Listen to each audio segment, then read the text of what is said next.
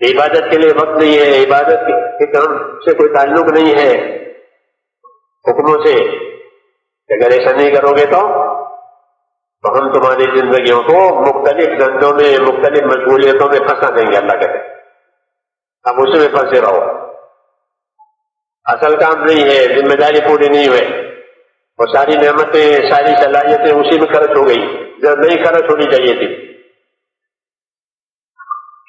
تو یہ نہیں کرو گے تو کہ ہم تمہاری زندگیوں کو مختلف چیزوں میں پھنسا دیں گے۔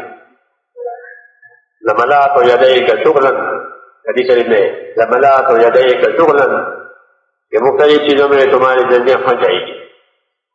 اور تمہاری حاجتیں یہ پوری نہیں کی جائے گی، حاجتیں رہ جائے گی، ضرورتیں پوری نہیں ہوگی۔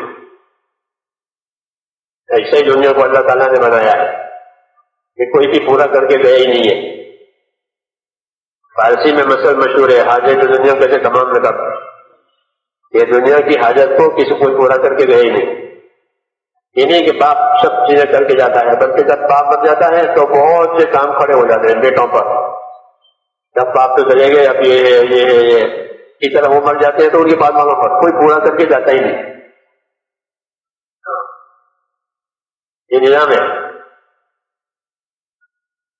کیونکہ لوگ اسی طرح زندگیاں گزارتے ہیں، حاجتیں بڑھتی رہتی ہیں، اصل کام رہ جاتا ہے۔ اس لیے اللہ تبارک و تعالیٰ اپنے بندوں کو جھنجھوڑتے ہیں کہ وہ اصل کام کو اصل جگہ پر رکھے، اور باقی کام کرنا منع نہیں ہے، باقی کام کرنا منع نہیں ہے،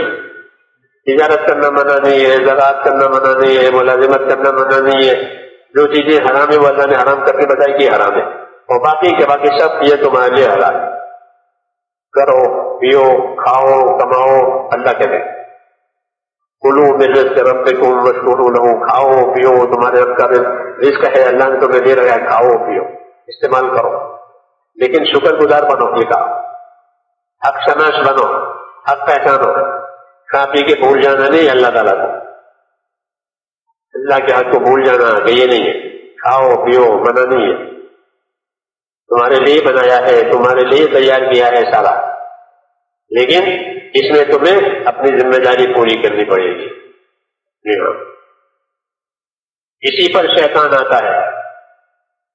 کہ آدمی سب کچھ کرے اور جو ذمہ داری اللہ نے دی ہے وہ نہ کرے، حاکم حکومت کرے، تاجر تجارت کرے، زمیندار زمینداری کرے، مالدار مالداری کرے، سب کرے، لیکن اللہ کا حکم پورا نہ کرے، یہ پوری شیطان کی کوشش ہوتی ہے۔ یہ باقی سب وہ کسی کام میں رکاوٹ نہیں ڈالے گا، کس میں رکاوٹ ڈالے گا؟ اس نے اللہ کے سامنے یہ بات کہی تھی کہ میں آدم کی اولاد کو ایسا پہچانوں گا کہ وہ تیرا حق نہیں پہچانیں گے، یہ کہ تیرے حق سے یہ بے حق، یہ تیرے حق سے بے خبر بے فکر ہو جائیں گے، میں ان کو ایسا بنا دوں گا تاکہ حاکم بھی رہیں گے، تاجر بھی رہیں گے، سب کچھ رہیں گے، لیکن تیرا حق پہچاننے والے نہیں رہیں گے، یہ میرا کام ہوگا دنیا میں۔ تو نہ یہی ہو رہا ہے کہ سب کچھ بنتے ہیں، سب کچھ ہوتے ہیں، اور اللہ کا جو حق ہے وہ ادا نہیں ہو رہا۔ وَلَا تَجِدُ أَكْثَرَهُمْ شَاكِرِينَ،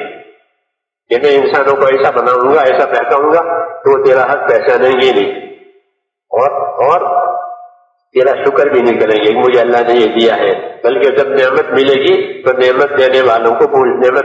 کو بھول جائیں گے۔